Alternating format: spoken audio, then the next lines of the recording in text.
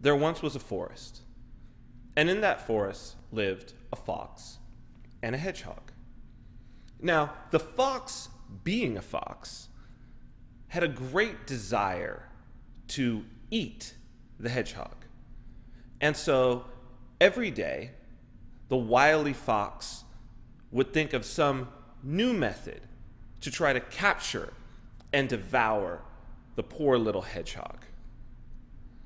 And every day, no matter what the fox tried, and he tried thousands of things, from sneaking up on the hedgehog, to swiftly running at the hedgehog, to being up in a tree and dropping down onto the hedgehog, to trying to trap the hedgehog through subterfuge. Every day, he would try something new. And every day, the little hedgehog would simply roll himself into a ball with his spikes exposed, preventing the fox from eating him.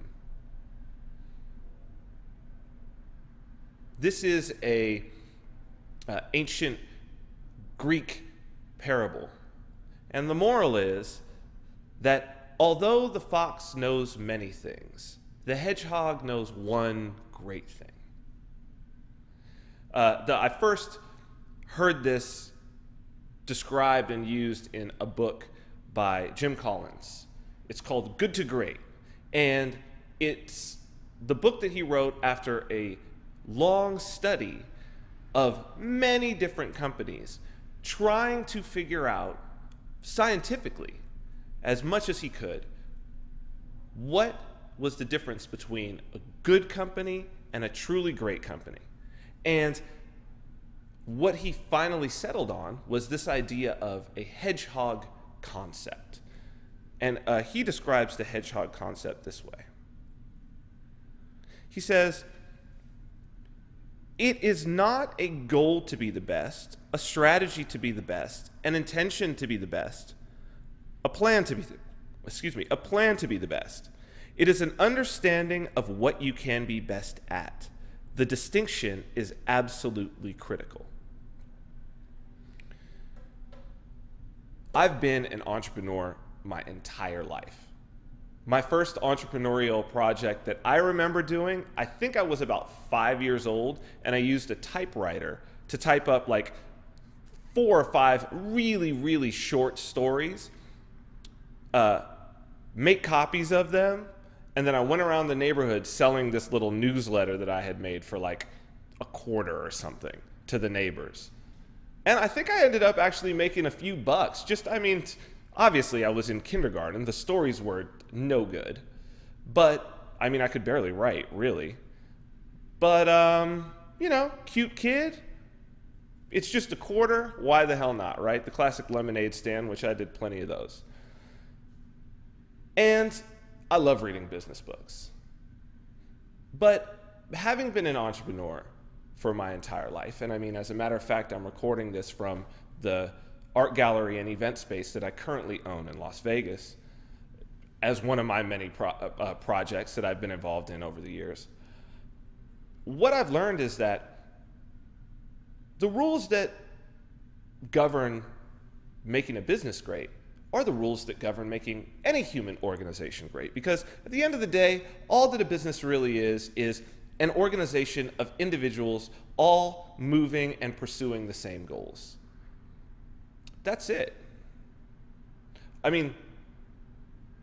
With that in mind, it really should be no surprise that if you were to go to Harvard Business School right now, a huge percentage of the students that have been accepted are military officers. As a matter of fact, they've been pulling from out of the officer corps of the military at Harvard Business School pretty much since its inception. So when you're thinking about organizing and you're thinking about what will make a project successful, understanding what makes a business successful, or understanding what makes a military successful, it's going to lend a lot of information to the process. And I love the hedgehog concept. And in this video, I'm going to talk about what my own hedgehog concept is for this coming shift and what concrete things I'm going to start out doing to take advantage of this shift using that hedgehog concept. Now, my hedgehog concept is not necessarily going to be your hedgehog concept. Just like there are many great businesses, many that operate in the same industry or are even competitors where both are successful and yet both are using different hedgehog concepts. To start with my rationale, this is an immediate process. Some of the concepts I've been thinking about for years, but I'm going to start putting this hedgehog concept into play. Really, that's my next project as soon as I'm finished with the next few videos of this, which I feel like can close out the Ascendant project, can close out the reasoning behind what it is that I'm doing, and hopefully can lead you on a path to start formulating your own hedgehog concept for your own actions that you're going to take. So, right now, as I look at the world, and I said debt and automation, if you recall, are the two things that I think are going to bring this together.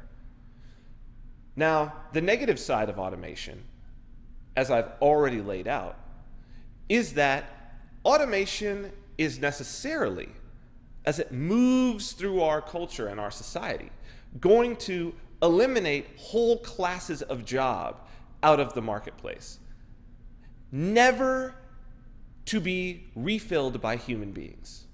It's going to push humans out of the job market, as it were. Why? It's not that robots, and you have to understand this from a business standpoint, and how a businessman looks at labor and the labor market. Unfortunately, from the standpoint of the numbers, or for better or worse, I could say, not necessarily unfortunately, fortunately too. From the standpoint of the numbers, human beings in an organization doing labor are human resources. Okay? In a business, you have human resources. And the tools that those human beings use, be they trucks to drive on the road, be they the computers in an office, be they your office building, be it machinery, or be it the robots, the automated robots, are capital resources. Each one of those resources obviously has to be handled in a little bit of a different way. Human resources, you need whole departments. There's hiring and firing. There's how much do you pay them? There's what is the environment like? Because you're dealing with living things. If everything moves to capital resources, the number of human resources that you need diminishes. Now, for a business person, the ultimate goal or your ultimate desire would be the only human resource was you, the founder and owner of the company. That you were able to, let's say, have a worldwide billion-dollar company where you were the one and only employee.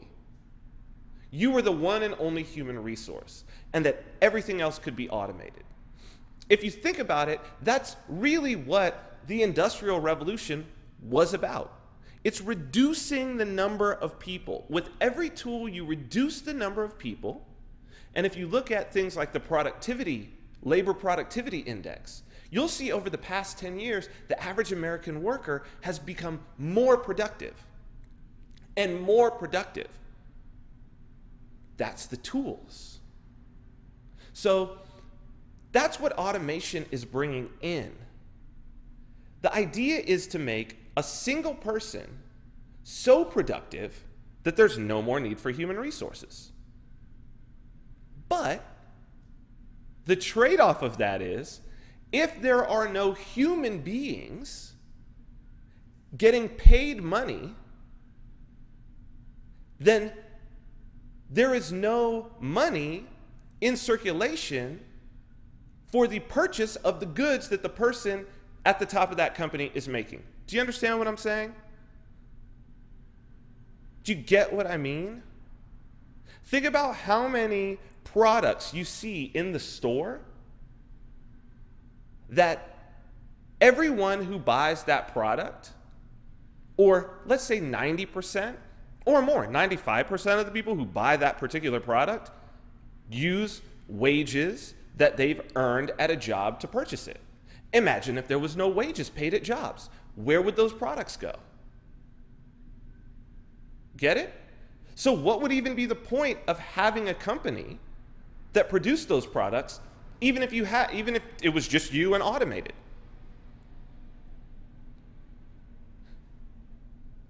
On the flip side, automation is not just for business.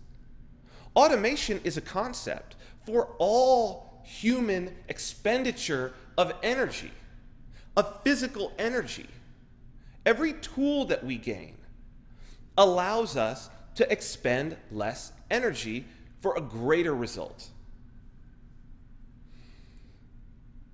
When I look around the world and I look at debt, the first place that obviously jumps out is in Europe, the European debt crisis, right? Greece in particular, which we've talked about a little bit. But that debt crisis extended to Portugal, Spain, Italy, and Greece. They were called the pigs. I think Ireland to a certain degree. The difference with those other ones and not Greece is they agreed quickly to austerity measures to get bigger loans.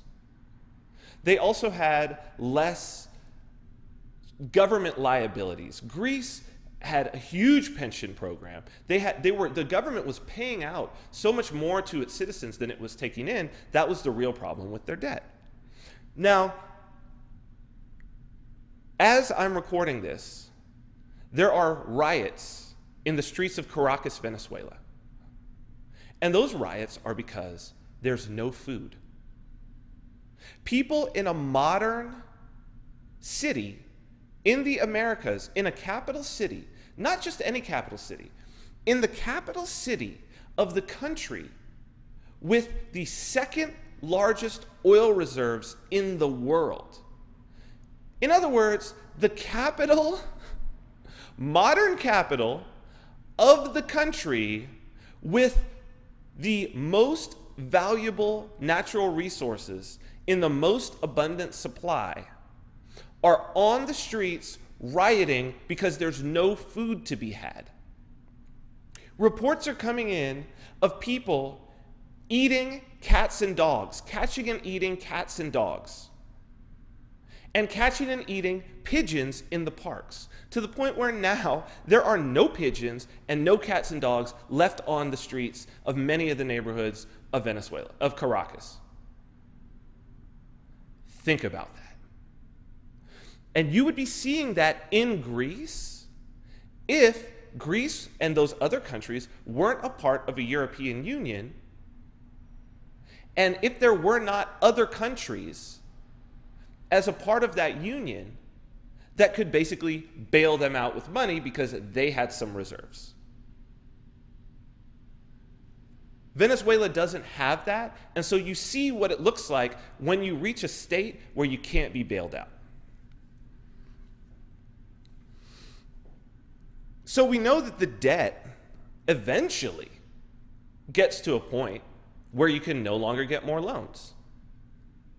So you eventually, who knows how long it will be, but I would suspect, since we're already seeing it in a place like Venezuela, that it's not going to be too very long. And it doesn't matter what form of government you have, because Venezuela has a socialist government.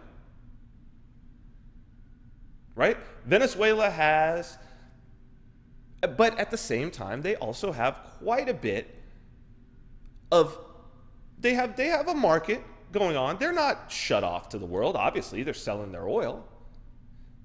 And they do have capitalists within that country, and there's a battle back and forth between them. It's more measured than sort of what we would think of as those governments like, say, the USSR that have come in the past.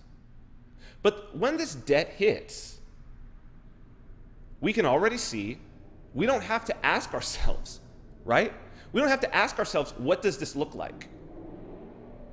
We can see what it looks like. And what it looks like is a shortage of food. And why is it a shortage of food? Well, it's especially a shortage of food in a country where a lot of the food was subsidized or given to the people for free. But hell, we have that in the US. Some percentage of the population is receiving food assistance from the government, food stamps, WIC, whatever you want to call it. If that government program vanishes, those people may as well be in the same situation. And we're talking millions. And as the jobs start going away, millions more. So, for me, I always like to say, what's the most immediate thing? What's the low-hanging fruit, as it were? Pun totally intended.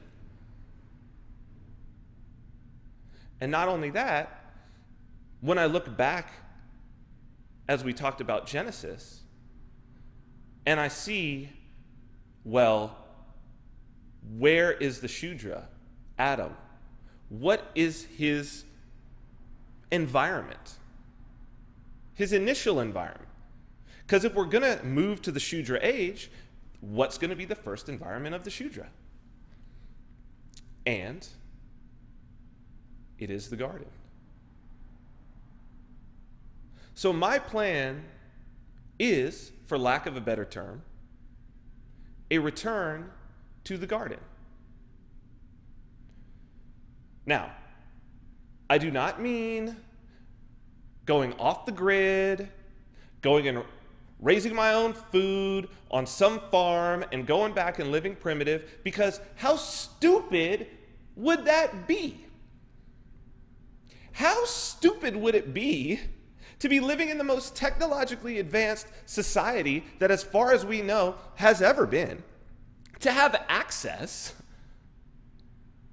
and inexpensive access, to some of the most advanced technology that man has ever held, the most powerful, the most productive, not the least of which being access to automation.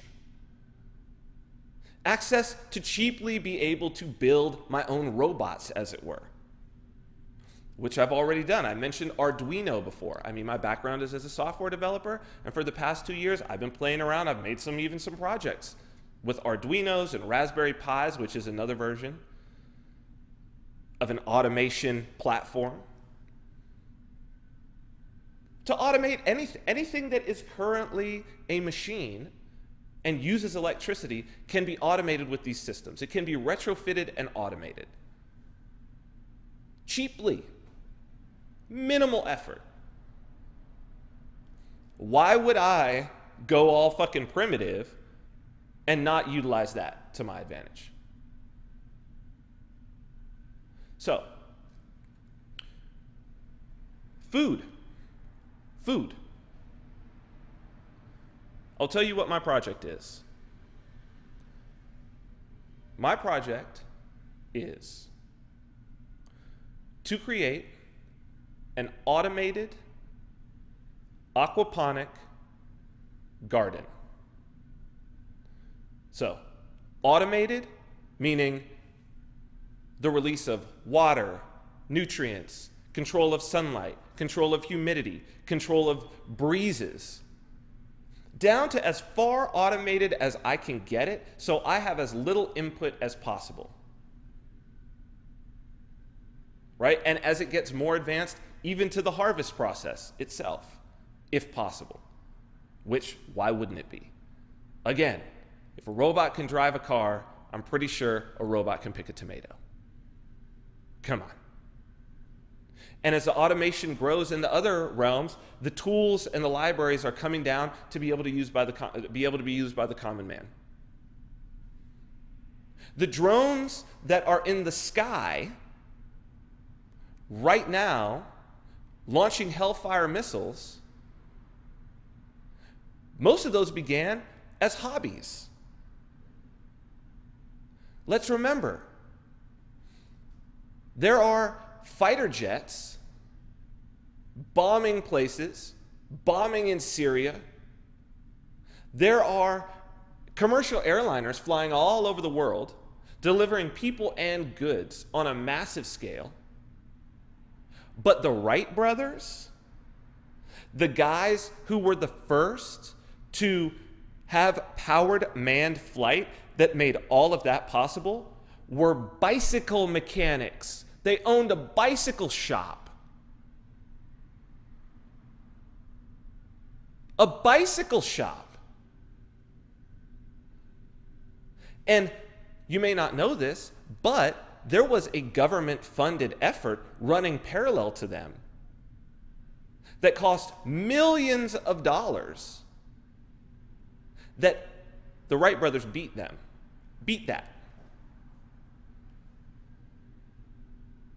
That's how it's always happened. The company Apple was built by two guys in a garage. Let's be real. You don't think that the government wasn't funding a whole bunch of research into computers? Of course, they had been doing so for 30 years before that. But what has had a bigger impact on the world of computing? So, my goal, the aquaponic, in case you don't know what aquaponics is also, basically aquaponics is a fish farm and a hydroponic garden in one. I remember being in like, this is probably, let's say 5th grade, 4th grade, something like that.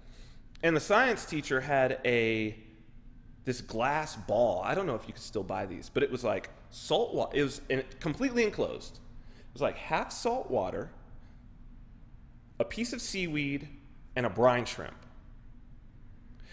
And what it was to show was that you had the air and you just put it in the sun in a window, and the seaweed would photosynthesize, and the little brine shrimp would eat the seaweed, and then he would have his waste, and the seaweed would eat that, and then there would be the exchange of the gases of the oxygen and the CO2 in the little gas pocket, and basically it was this enclosed system where everything lived inside of it, and it was a microcosm of the earth.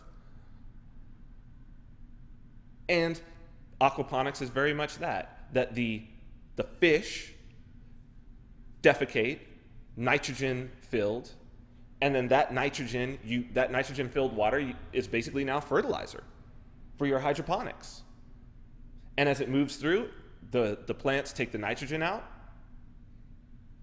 They re-oxygenate the water in that way, and you can cycle it back in with some minimal filtering, and boom.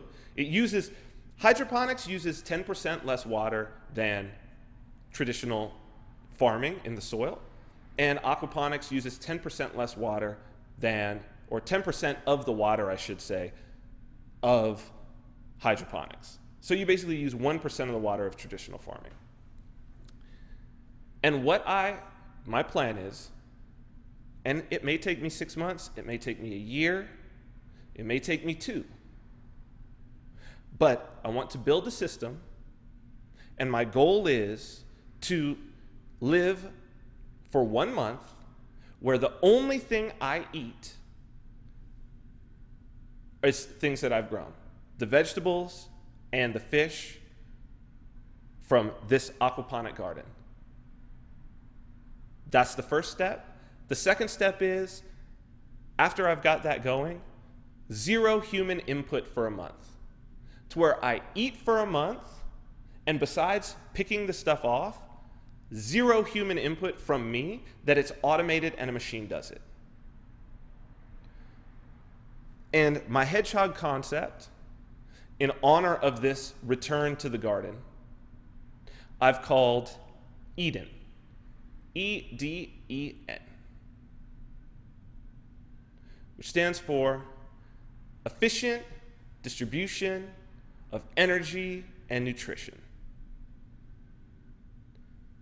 The hedgehog concept is this: I want to get the maximum nutritional value, the maximum number of nutritional units That's nutrients, that's protein, that's all of the things that I need to live. Per square meter, so per cube, meter cube, per the amount of input, be it water, be it electricity, be it human labor. I want to get that number so high in terms of the nutritional value. I want to see, can a cubic meter running on its own, a meter box that's a meter high, a meter wide, and a meter tall, can that box, how many people's worth of nutrition can it provide, and with how little expenditure of energy? Because if the energy can be small enough, could it do it with one solar panel? Like, could this be a single unit that, if it was there, potentially, would no one ever have to pay for food again? And remember, this is organic, local, the most healthy food you could possibly have, as fresh as it could possibly be. Imagine that every one of your meals was alive minutes before you ate it. That you had no need to refrigerate food anymore. That you could have a return to the garden. That you could be like Adam. That you just went and just picked your nutrition. And if that square meter could feed one person, two people, 3, 4, how many can it feed? I don't know.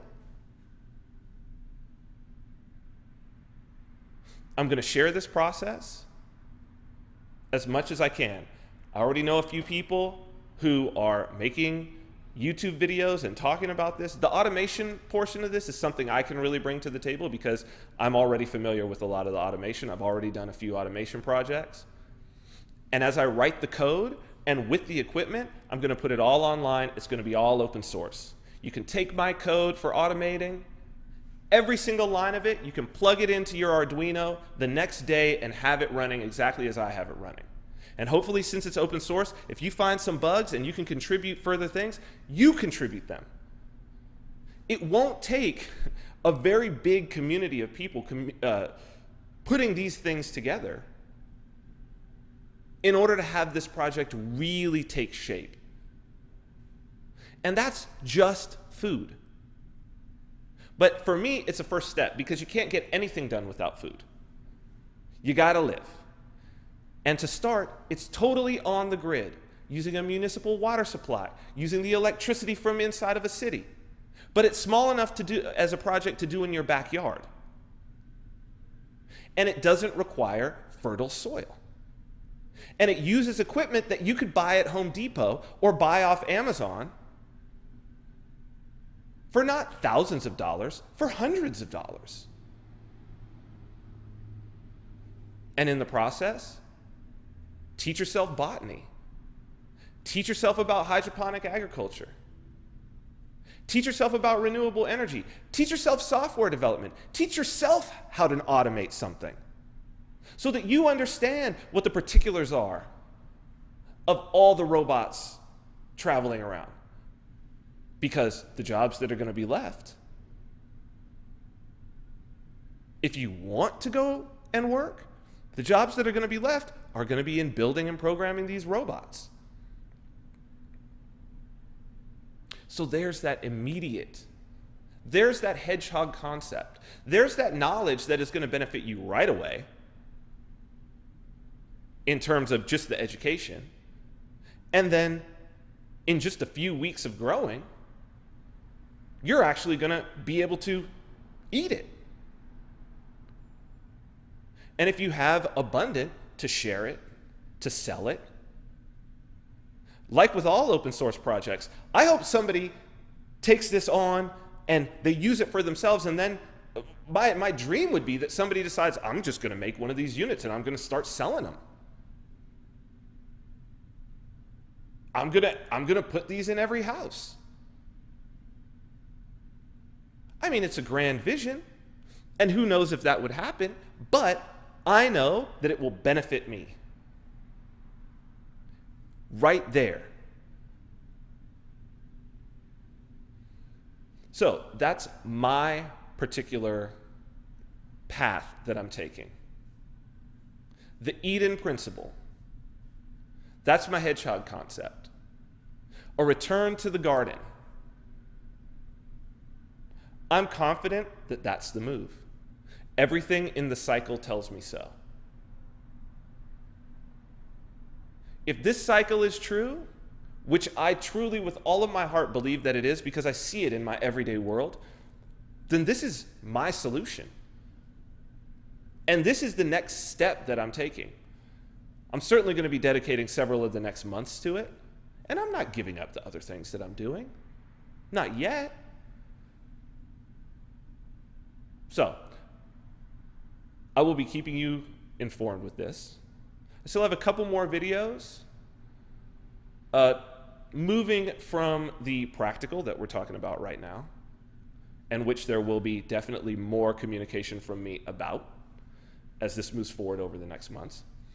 But I would like to talk in the next videos a little bit about the personal, psychological, and spiritual ramifications of this cycle. Because one of the things that we haven't talked about very much, and it's been a big part of this process for me, and a big understanding, is that, as we said, all of the Varnas, the commoner, the warrior, the thinker, and the merchant, individuals who embody those are always existing at society at all times. And it's the interaction with them that keeps the wheel moving.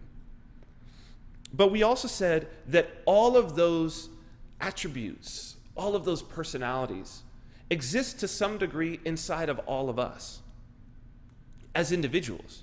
We are all a member of the masses, a thinker, a warrior, a merchant. We all have those aspects. In some of us, one is very much more pronounced than another. In others, it's very balanced. But in either case, it is the interaction of those inside of us that evolves our own consciousness as individuals throughout our life, just as the consciousness of our species has evolved. As above, so below. So that we've looked at this history of our species, but it's a metaphor for our own development. That Adam and Cain and Noah and Abraham are steps in our own personal development. That's what I want to talk about in this next video. So, if you'd like to discuss anything that we've talked about so far, I would love to. This is a conversation. If you'd like to have the conversation with me, facebook.com/VinArmani.